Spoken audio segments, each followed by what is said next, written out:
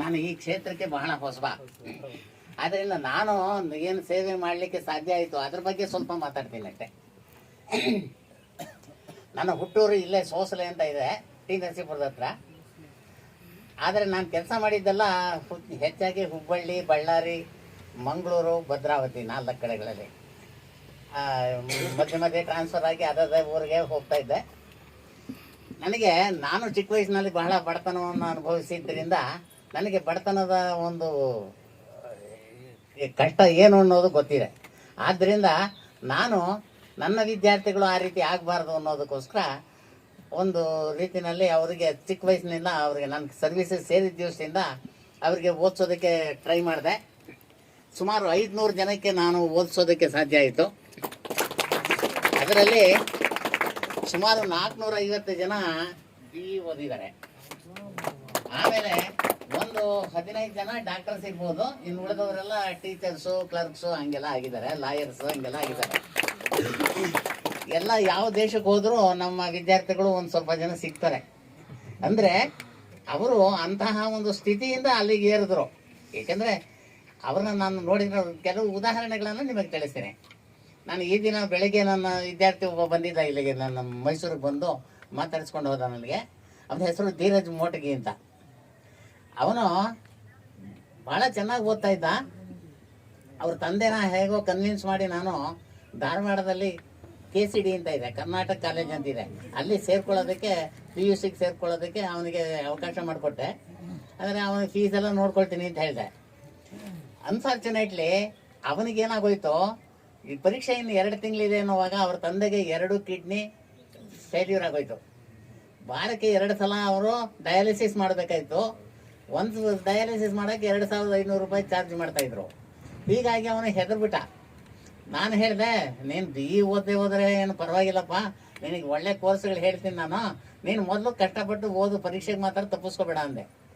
ಆಮೇಲೆ ಪರೀಕ್ಷೆಗೆ ಹೋದ. ಆಮೇಲೆ CET ಪರೀಕ್ಷೆ ನಾಳೆ ಬರೀಬೇಕು. ಇವತ್ತು ಸಾಯಂಕಾಲ ಅವ್ರ ತಂದೆ ತಪ್ಪೆ ಹೋದರು. ಅವನು ಮನೆಯಲ್ಲಿ ಹೆಣ ಇಟ್ಟು ಪರೀಕ್ಷೆ ಬರೆದು ಬಂದ.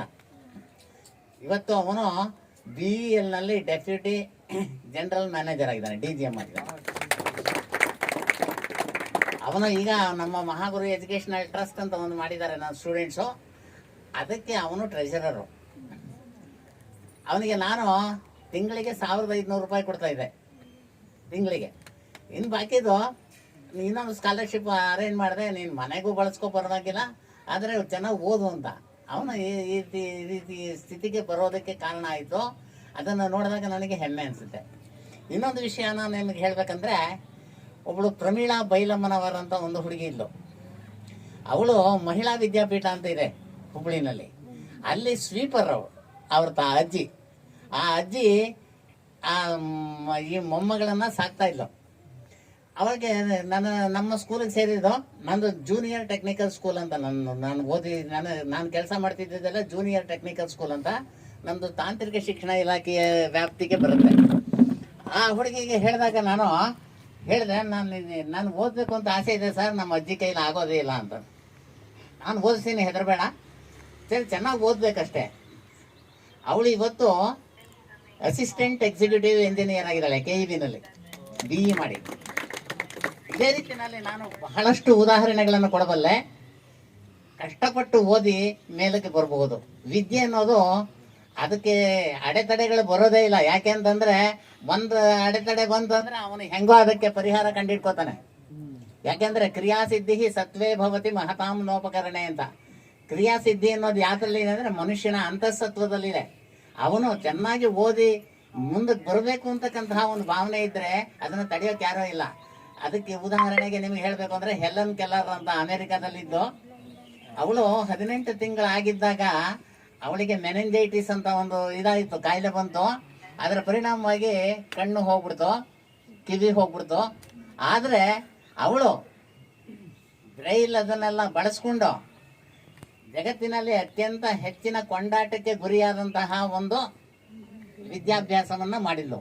ಹೆಲನ್ ಕೆಲ್ಲರ್ ಅಂದರೆ ಒಂದು ಆದರ್ಶ ಮಹಿಳೆ ಅಮೆರಿಕದಲ್ಲಿ. ಅಂದರೆ ಮನುಷ್ಯ ಒಂದು ಮನಸ್ಸು ಮಾಡಿದ್ರೆ ಏನೆಲ್ಲ ಸಾಧಿಸ್ಬೋದು ಅಂತ. ಆಮೇಲೆ ನೀವುಗಳು ನಿಮ್ಮಲ್ಲೆಲ್ಲ ಪಾಪ ಭಾಳ ಜನ ಈ ಥರ ಇದರಲ್ಲಿ ಇದ್ದೀರಿ. ನಾನಿಲ್ಲಿ JCEನಲ್ಲಿ ಒಂದು ಪಾಲಿಟೆಕ್ನಿಕ್ ಫಾರ್ ಫಿಸಿಕಲಿ ಹ್ಯಾಂಡಿಕ್ಯಾಪ್ಡ್ ಅಂತಿದೆ. ಅಲ್ಲಿ ನನ್ನ ಸ್ಟೂಡೆಂಟ್ ಒಬ್ಬ ಬಂದ. ಅವನಿಗೆ ಚಿಕ್ಕ ವಯಸ್ಸಿನಲ್ಲೇ ಇದೆಲ್ಲ ಹೊರಟೋಗ್ಬಿಟ್ಟಿತ್ತು. ಅವನಿಗೆ ಡೆಫ್ ಆ್ಯಂಡ್ ಡಂಬ್ ಅವನು. ಆದರೆ ಅವನು ಬಂದು ಇಲ್ಲಿ JCEನಲ್ಲಿ ಸೇರಿದ.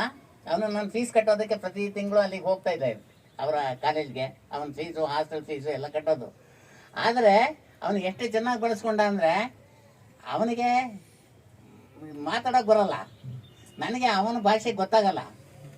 ಆದರೆ ಅವನು ಲೆಕ್ಕ ಬರೆದು ಟ್ರಿಗ್ನಾಮೆಟ್ರಿ ಅಂಥದ್ದೆಲ್ಲ ಪ್ರಾಬ್ಲಮ್ಸ್ ಬರೆದು ನನ್ನ ಕೈಲಿ ಕೊಡ್ತಿದ್ದ. ಸರ್ ಇದಕ್ಕೆ ನನಗೆ ಗೊತ್ತಿಲ್ಲ ಅಂತ ಏನೋ ಅದನ್ನು ಬರೀತಿದ್ದ.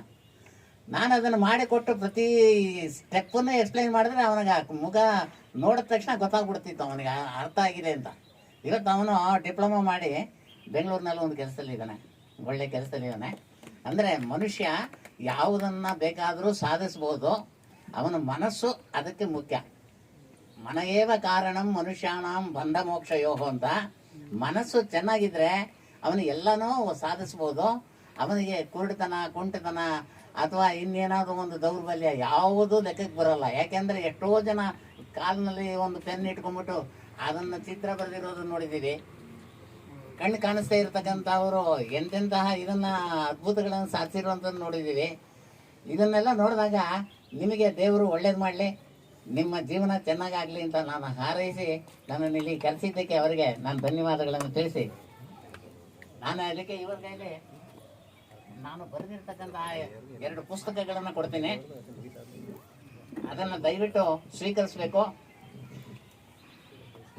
ಇದರಲ್ಲಿ 3 ಪುಸ್ತಕ ಇದೆ. ನಾನು 5 ಪುಸ್ತಕ ಬರೆದಿದ್ದೇನೆ. ಅದು ನನ್ನ ವೃತ್ತಿಗೆ ಸಂಬಂಧಪಟ್ಟಿದ್ದು. ವೃತ್ತಿಗೆ ಸಂಬಂಧಪಟ್ಟು ಇದನ್ನು